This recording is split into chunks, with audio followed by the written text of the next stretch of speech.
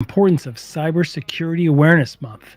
This year, our goal is to challenge you to learn something new about cybersecurity and to share it with others. So to raise awareness, we challenge you to do that this year. So come join us and raise awareness this year. This is Cybercrime Junkies. And now, the show.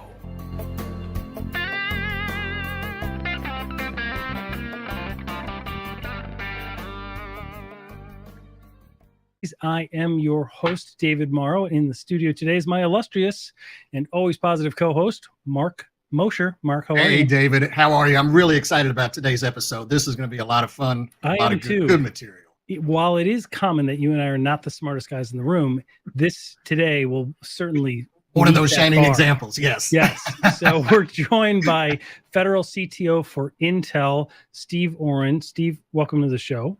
Thanks, David and Mark. It's a pleasure to be here today. Yeah, and for those that may not have any idea of who Intel is, if you use a PC, you're using components that are part and manufactured in part by Intel. They're one of the global, really, think tanks and consultative leaders in the technology space and have been for over 50 years. Mr. Orrin is a recognized security leader, a public speaker. He's orchestrated and executed projects for the federal government customers on security, AI, inferencing, and edge ISR. He serves as a key advisor and subject matter expert in emerging technologies, providing guidance to the public sector, the defense, and the intelligence communities. So we are really honored to have you here, Steve. So thank you so much. First, let's start off. How did you, as you were going through school and then beginning your career in technology, what led you to the cybersecurity space? Can you walk our listeners through that? Sure, David. It's an interesting story. Going back to when I first started looking at, what did I want to be when I grew up? I had to pick a direction in college. My background, I enjoyed the sciences, was a hacker as a kid. And at the time in the late 80s, there really wasn't a career to be had in the security or in the technology domain. I could become a COBOL programmer. And at that time, there were a lot of problems with the industry, a glut of programmers. So I went the bio route, actually, and got a degree in research biology, did some graduate research. And it just happened that when one of my grants had run out, and I was thinking about the things I was going to do before starting med school, a friend of a friend had an idea that he wanted to do something in this internet space that everyone was talking about in the early 90s. And he said, well, you were a hacker as a kid. You know this stuff. And you want to help? And I'm like, you know what? This sounds like something I could do for a year, help put some money away from med school. Sure, I'll do this for a year. And we're talking 94, 95, pre-Netscape IPO. It was exactly. Days. Oh, yeah. Yeah. I had the opportunity to help found a company that was doing desktop security. And after 3 months, I just fell in love. I was all in. I had some really good mentors, both at that company and my follow-on. I like to joke that I sucked their brains dry. That's great. Had people like Bruce Schneier and others as my mentors to help me get started. It isn't about, well, I know I have this lateral move vulnerability, I have this buffer overflow. It's how do I take the knees out of the adversary by not giving them the landing zone, not giving them the 6 months of window of exposure till Log4j gets patched. That's where I think we're starting to see those shifts, is moving away from the I must patch everything, which we should, but to how do I close whole areas of risk? Right. Yeah, just it's more impactful. It's a broader scale level of protection, though. Well, you mentioned SBOM. Could you elaborate on that? Sure. And so the SBOM is really the convergence of a variety of things coming on. SBOM stands for Software Bill of Materials. Right. And at its core, what it is an ingredient list for the black box that is the software you're using, whether that is a commercial product from your operating system or application provider, or an open source tool or framework you're getting online. How do you know what's in the box? And you think about it, you go buy a package of cereal, it has a list of ingredients. You know that there's going to be, rice or wheat, and there'll be some corn syrup or whatever. And you know whether there's an allergy to one of those ingredients, so you can gauge your risk. And if you find out that you're allergic to something, you can identify it. Right. And if something comes out in the future, says, this chemical or this, red, dye number 5 has got an issue, you can go look at the package and say, oh, it has dye number 5. That's what happened to you, Mosher, as a kid. No, I had a lot of paint chips as a child. Yes. Turns out it was lead paint too. Who knew? That's what I'm thinking happened. Sorry about that, Steve. No worries. So you think about the software, it's the same idea. It identifies all the key components, their version numbers, and information about it, so that you have really an itemized asset inventory for your software. Now, there's two things that happen. Number one, I have this I can make better acquisition decisions by doing risk analysis, by looking up what CVEs exist for this software. Right. What is the history of patching for this software? So you can get better visibility into what you do before you deploy it, but also for the stuff you're managing, it allows you to manage the risk by having that knowledge. So in the past, if you had a software product in your environment and a vulnerability is disclosed in, let's say, a component like Log4j or CodeCov, reality is you have no idea whether your organization is vulnerable until the vendor tells you, oh, yes, we have this vulnerability. And oh, here's the patch will come in 6 weeks or 6 months or whatever. Right. If they even tell you before the patch is ready. Or in the case of that Barracuda device where they're like, we can't even patch it. You have to replace it. Exactly. Right? Which just like people in the community were they hadn't seen that before. Yeah. So they're like, wow, okay.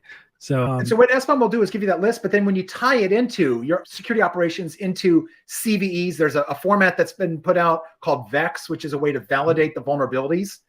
What that allows you to do is to get that insight so that when the Log4j 2.0 comes out as vulnerable, number one, day one, you can check all of your software. What has Log4j 2.0? Find all of them, And even if they're not all vulnerable, because that's what some analysis is going to be, you can immediately know that there's a potential risk and what extra controls and monitoring do I need. If you know you have, let's say, a web server product with that module, you can take the draconian mode and just uninstall it. Not everyone has that luxury.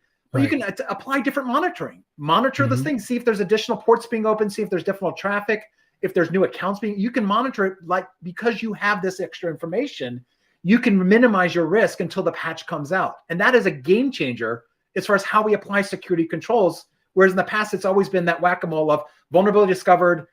Hopefully you get a patch in time before the exploit is discovered. And then you have to roll out that patch across your organization. This gives you much earlier time to reducing the risk. Why we're doing this now? Well, after SolarWinds and some other public supply chain events, there was an executive order. The Move It compromise. That's a recent one. The Biden administration put out an executive order, 14028, which had a lot of key statutes in there about cyber information sharing. One of the key ones was the need for increasing our supply chain security, directing key government agencies to come up with standards. So DHS CISA has been working with the ITAA to create the SBOM standard and the the formats like SPDF and others that will go into it. And then directing OMB, and this is one of the key things, actually directing the Office of Management and Budget to update contract language to require SBOMs as part of any software that is being acquired by the federal government. That makes sense thinking right there. Yeah, wow. So it's not just have a good standard, but enforce it. Now, here's the best part.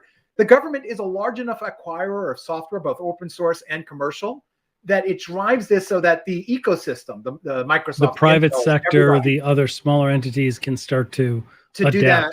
And then everyone else gets the benefit. So you have an SBOM that's created because, XYZ company, Acme, is selling software to the DoD. Well, then Citibank or any other bank or any regional bank can request that same SBOM because it's already been built. So the investment was already done. So it raises the bar across the board. Yeah, this seems so logical. And it seems like a massive asset inventory that I'm curious what you think. Don't you think the non-technical decision makers were operating under an assumption that this was already in place to some degree? Didn't they think you guys are running the security stuff? I'm sure you know what you have, right? You think, although, you can ask any executive, do you know what's inside your iPhone or your Android? No idea. You take those two things in parallel. When you get to zero trust, what zero trust just basically says, everything you just did is correct. Now let's just stop trusting everyone implicitly. And that's really at the core of what zero trust is a set of mechanisms so that when Mark logs in the morning, he's not just auto-trusted as Mark for every aspect of his transaction. And that, we get back to the idea of defense in depth that evolves. And that's really what zero trust is. It's defense in depth with an idea that you're not trusted. You're not automatically good. Not saying you're automatically bad, but you're just untrusted. And so I need to verify every aspect of, is this the right thing to do at this moment? And then so that's the defense in depth with the zero trust angle. And then the risk space means that tomorrow there's a new threat, my risk changes. So that means my security must change. Yep. Now, without having to go rip out everything you've done, what zero trust allows you to do in that dynamic environment is, because I don't trust anyone, I don't have to go and redo my security if the threat changes. You just have to let them in one at a time after it's been verified. Exactly. And so if my threat level changes, I can apply new security controls. You're already being re-authenticated, so I don't have to kick you out and start over. The next time you come in, I may have a different level of security for what you're trying to do.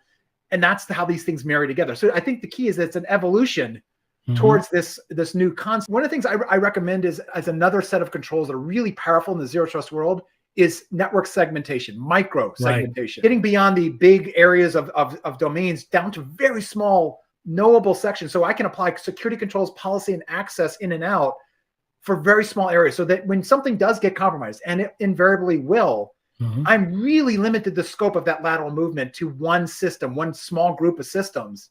And then you marry that with another concept that I talk about, which is called threat canaries. So a lot of organizations have, a variety of history of systems. They have laptops that may be anywhere from 1 to 5 years old. They may have software operating systems that are legacy or not updated all the time because of certain compatibility issues. And what a threat canary is you take a modern, like state-of-the-art system with all the security controls on it, all the virus, the intrusion detection, all the different sensors turned to 11. You put it in that environment, not as a honeypot. You give it to somebody, you give it to a developer, you give it to a secretary, you give it to an executive in that domain, or you put it underneath that database, and you turn all the dials to 11, and it becomes your canary in the coal mine for that microsegment. Okay. And that way, I see what you're saying. And that way, if something does get compromised, you don't have to wait till it exfils out of that environment to have a sensor go off. But behind the scenes, you've got a system that's not legacy, that's not old operating system, that has all the sensors. So when a malware tries to access that, or a hacker who's on one of the other systems in that microsegment tries to jump over, it's gonna pick it up. Exactly. Pick it up. And this, one of the reasons why this is important is that very few organizations have the budget to wipe out everything and start over. So it's very hard to say, well, just go upgrade all your hardware, upgrade all your software, get the latest patch version for everything. We know reality isn't there. And even if I had that budget, it'd take me 2 years to do that. Just to build it out. Yeah, exactly. But being able to pick one system in each of those micro segments and say, this is going to be my sensor, if you will. And it's not as a honeypot or deception where it's just sort of hanging out, because if it's not doing anything, it's going to get bypassed, because they're smart, know that. But if it's the system that's actually doing fun stuff, they're going to want to try to attack it. And that will be your early warning system, if you will. So mirroring those two things together. So obviously multi-factor, that has to happen. But micro-segmentation with active sensors in those segments, that gets you really far down the beginner's path on your journey towards zero trust. Everything else then becomes operational management, visibility. Work that week is the one that they're going to get paid by. Interesting. So interesting. So a couple things come to mind. One, we've talked to several people from across the pond going east, like the UK, and they talk about the difference between cultures and the difference between like the Americans' view of our personal data compared to like the UK's view. And the people there view it as a fundamental human right. And here in America, we've had just a few years ago, we would meet with people, Mark and I are in the Midwest, so we meet with business owners all the time. We heard that phrase so often that we're not concerned about security. Like they want to do the minimum amount because they're not going to target us. And now, that has changed to where it's almost like, well, I'm sure they're going to hit us, but it probably won't be that bad. Like that whole journey, that realization is slowly coming, but it's not fast enough for their own benefit. Yeah. What are you seeing? Like you see things across, you do things involving allies and all of that. Like, what are you seeing in terms of, do you recognize any cultural difference on the value of the way we perceive our own data? It is interesting. And I don't think it's any one particular thing that led to that, that dichotomy. I think partly, and we saw this early in the industry, a difference between the security measures that the EU and the UK were taking versus what we see in America. Right. Some of that had to do with the liability protections. If your credit card was compromised in the EU, you were on the hook for what it got used for back in the day. In the US, you had a $50 liability. That built-in protection, which sounds like a good thing. It's a good thing. I don't want to get hit for every time my credit card gets hacked. Sure. The flip side is that I really don't value my credit card that much, other than the pain it is to go switch it out of all my accounts that are using it. Oh, that's a good point. From a personal level, that's a great point. We don't have the same, oh my God, if my data gets out there, what's going to happen? Because the pain is minimal. Similarly, when we look at it from a perspective, of the EU having the GDPR, but really behind that, we're going to protect data. We're going to have sovereignty of data across the EU countries. We don't have that in the States. I mean, we're all the United States, and we just expect everything's going to be protected, and that's somebody else's problem. the EU took a very forward-leaning view of how the data right, the idea of a right to privacy, and that led to things like the right to forget and the right to the control that they wanted to put in. Right. We never saw that. We've had a couple of states come up with data privacy requirements and reporting requirements, but it was never done at the federal level. And so again, you don't have the same regulatory environment. You're going to get different outcomes. The flip side, you can always tell you someone can be really, really concerned about a hacker getting their personal information, but they'll give it all away on the social media platform. Well, I was just about to say, a lot of this even came to fruition in the hearing over TikTok, right? Yeah. Because they were talking about it, and they were so aghast by what TikTok was doing, and yet we don't have regulations like GDPR here. Right. And it's like, well, and other social media platforms are kind of doing the exact same thing that TikTok was doing, and they don't have as good of an algorithm, which is why TikTok's winning. And then the issue, right? And then the issue is well, there's China. So, there's just natural suspect for valid reasons, right? Mm-hmm. So it's so interesting. Yeah, because we sit here and curate our lives on social media much more so than they do overseas. Exactly. And I think that those are contributory factors. And I think also, again, it's one of those good news, bad news parts. We're very, very forward leaning on our capitalism, that each company is going to do what it needs to do to win. And anything any additional regulation you put on it, it's going to stymie innovation, which is true in certain respects. But again, what that leads you to is that I expect the company to protect my data.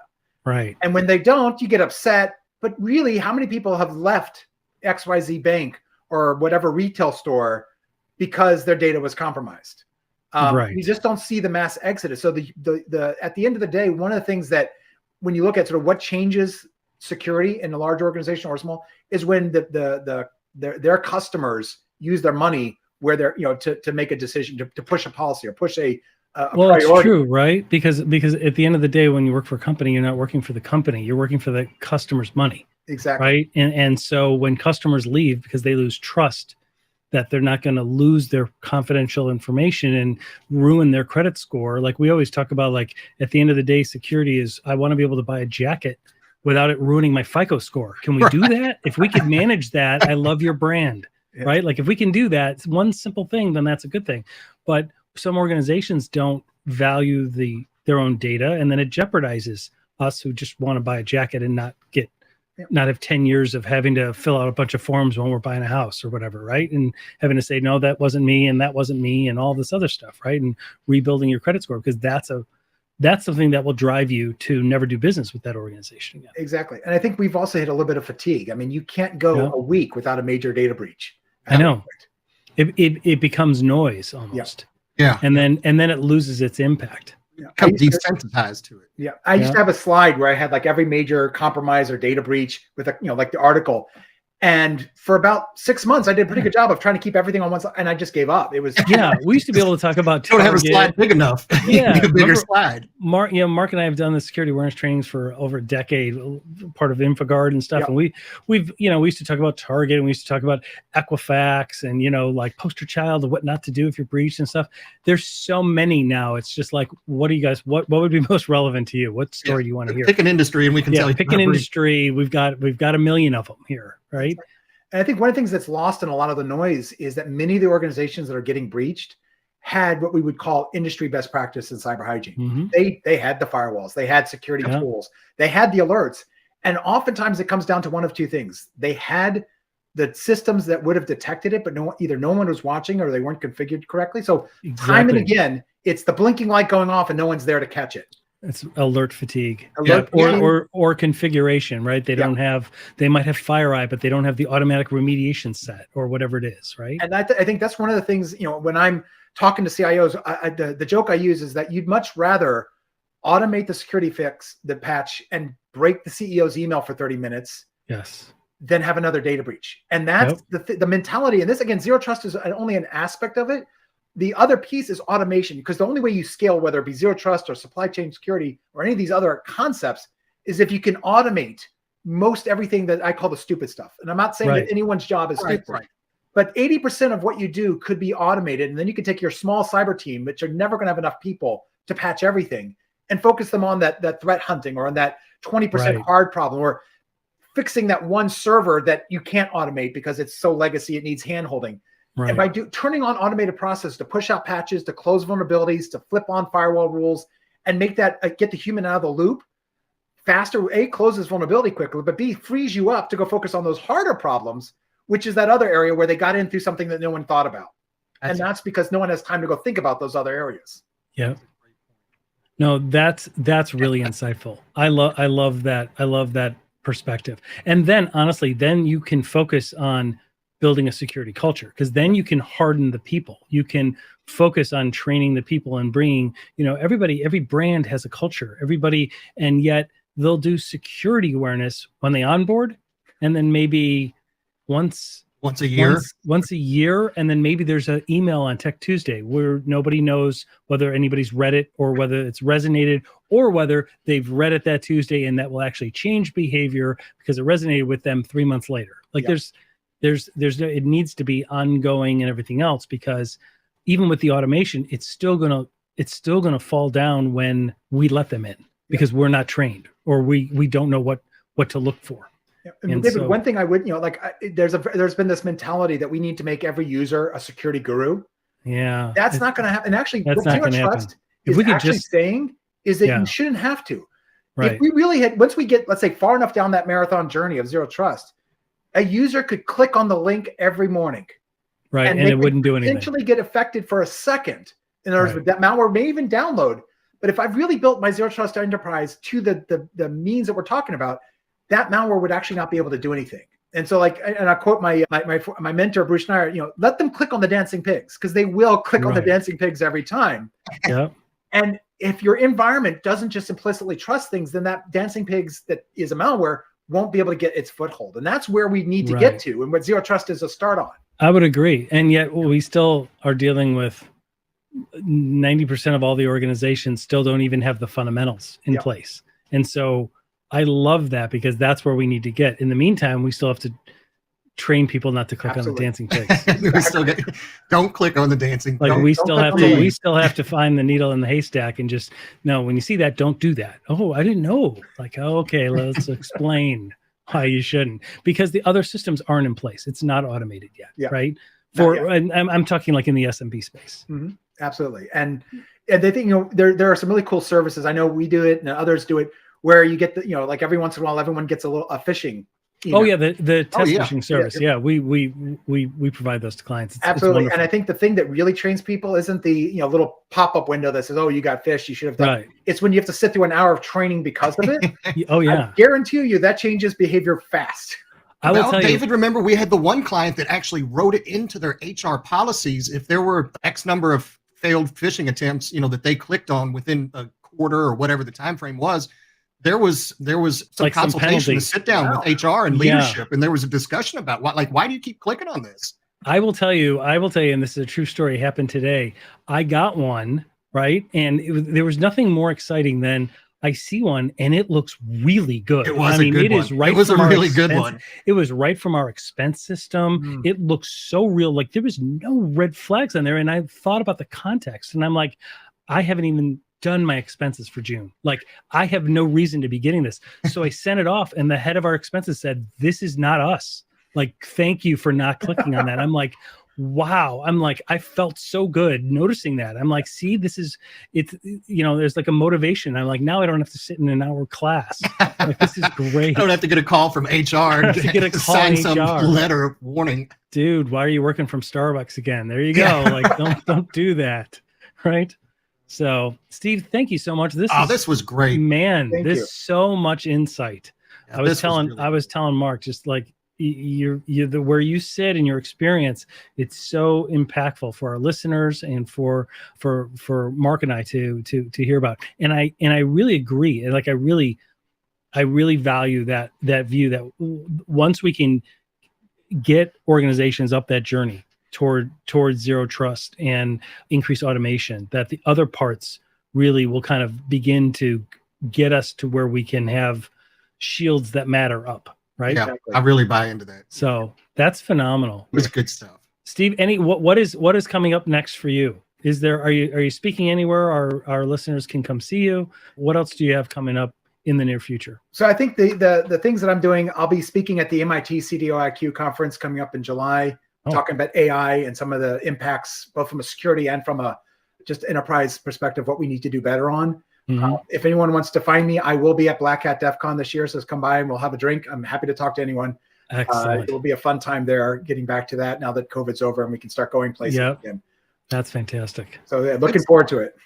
That's outstanding. Well, Steve Orrin, thank you so much for joining. I hope this is not the last time we talk, because I would love, after hearing your presentation on AI, we could have done an entire episode. I've got a whole list of questions. We really do, because the responsible use of it, the looking, there's so much there, and it just is changing every single day. So again, Steve Orrin, connect with him on LinkedIn. Check him out. We'll have your information in our show notes. So we encourage everybody to follow you and learn. So thank you so much. Thank you, Mark. you so much, sir. Oh, thanks, sir. Steve. Look Our forward to the next pleasure. time. Talk soon.